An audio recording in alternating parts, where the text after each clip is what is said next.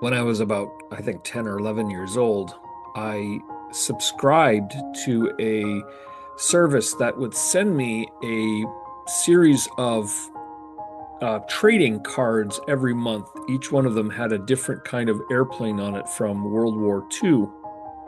I thought this was a free service, and I was all excited every month to get a new package of these trading cards. And then I got a bill. And then I got more trading cards, and I got a bigger bill every month. And because I was only 10 or 11, I did not have a way to pay that bill. In fact, every month the bill only grew larger and larger. My debt was increasing.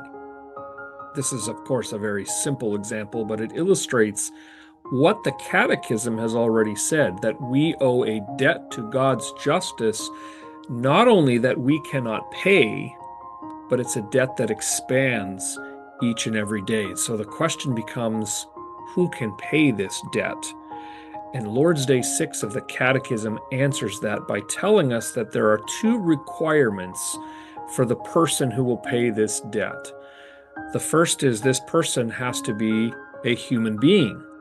Human beings are guilty of sin. And so it would not be fair to punish an animal or to punish an inanimate object for the guilt of a human.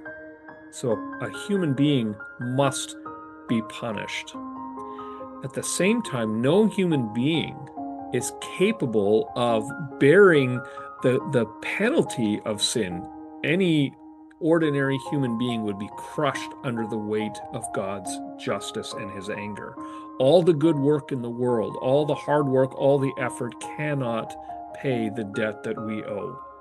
And that means that the Savior must also be divine. They must be one who is able to carry the full weight of God's righteous anger against our sin. The beauty of the gospel, says the Catechism, is that God has given us exactly what we need. He has appointed his own Son, the God-man, fully God and fully human. His precious Son, Jesus, is both. And he stood in your place and in mine, and he lived the life that you could never live in perfection.